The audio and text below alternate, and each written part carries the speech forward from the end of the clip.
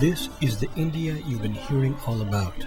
Bustling, developing, an economy and people on the move, a country enjoying newfound capitalist success.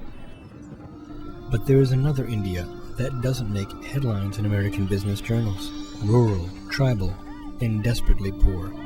In the country's most remote pockets, the presence of the Indian government is barely felt. Electricity, running water, even police are hard to find. It is in places like this that most of the country's 85 million tribal people live.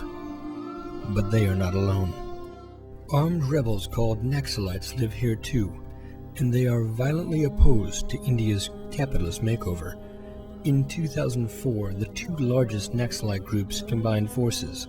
Since then, their conflict with the Indian government has grown more popular and more violent.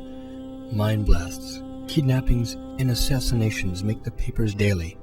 The rebels now operate in 1 out of every 4 districts in India, but they rarely target the captains of industry who are far out of reach.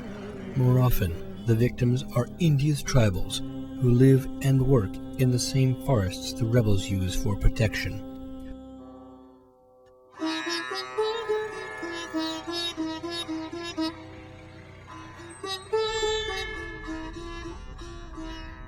I am on my way to the central Indian state of Chhattisgarh, where tribals tired of the Naxals' war are now rebelling against the rebels. Their campaign, called Salwajudam, literally Peace March, hopes to push the Naxalites out of their territory, but the results have been disastrous. The Naxalites now regularly target tribals they view as government collaborators. Thousands of tribals have fled their homes to government-backed refugee camps, and the only road into the camps has been heavily mined by the Naxalites. Few foreign journalists have yet to come here. We're now on what everyone agrees is the most dangerous road in Chhattisgarh, a 78-kilometer stretch between Sukma and Konta. This road is completely infested with landmines laid by the Naxalites. The chief of police estimates that there's anywhere between 10 and 20,000 landmines here, but the truth is nobody really knows. Over 50 people have died here in the last 30 days. If you think it's scary for us, imagine what it's like for the people that live here. Along the road we find this exploded schoolhouse. The remnants of dusty English books lay amongst the rubble that was once the roof. According to local journalists, the Naxalites destroyed the school because police used it for overnight shelter. A few kilometers later, a gigantic crater has turned the highway into moonscape. The remnants of a deadly mine blast on a caravan of tribals that killed 28.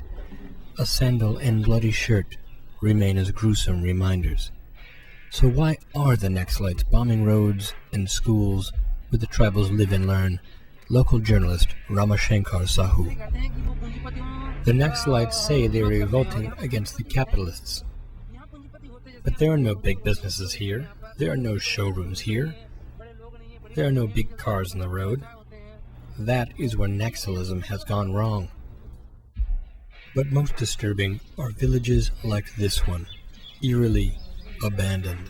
In mid-morning we find a sole woman fetching water and a group of very young children who frighten at our approach.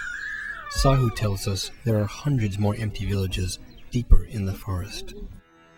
All told, 50,000 tribals have now fled their homes and moved into refugee camps like this one outside the small town of Konta.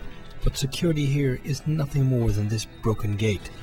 We found the local police chief sitting outside his house with a machine gun on his lap, but he refused to talk on camera for fear the Naxalites might kill him. Meanwhile, camp leaders tell us they can't get enough materials to build houses for the 8,000 refugees that have fled here. Camp leader Soyamuka.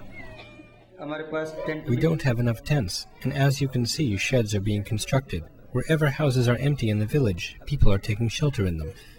In one of the shelters we found this group of crying widows. My husband is no more. My husband is dead, she says. What will I do now? My husband is my life. Her husband was in a caravan of tribals returning from a Salvajudam rally. According to eyewitnesses, the rebels blew up 2 trucks with landmines and then brutally attacked the survivors. उसमें 5-6 जन मरे थे। Many people died on the spot, but the rest that were injured, our people tried to help them. We gave them water, but suddenly the Naxalites came with guns, knives, swords, and spears. Our people ran away, but the Naxalites stabbed the survivors with knives, cut them into pieces with swords, stabbed them again with spears, and killed them all. Other refugees vented their frustration at the violent intimidation that has made it difficult to survive here. The Naxalites don't allow us to build anything in the village. They stop us from farming. They stop us from digging wells. If we don't do that, how will we survive? How will we get our livelihood? It's a question on the lips of many tribals. And if there is one reason why the rebels have thrived here, it's because the government has so sorely failed. Ajay Sani. We have very, very large areas of what you would call non-governance in India. This is usually not visible to people who just see the cities. But if you go just 50 kilometers out of Delhi, you will see villages which are effectively suspended in time, where there is no government presence whatsoever. For its part, the government blames the rebels. Government is prepared to develop those areas, but unfortunately, because of the Naxalites, no development is taking place, which the public has realized. Regardless of who is to blame, the Indian police say that security must be established in the tribal areas before development can begin. First and foremost, we have to provide security to the Salwat Julam activists and the villagers nearby. That's number one. Number two is that we have to dominate that area to such an extent that development agencies and relief agencies can come in and help these poor tribals.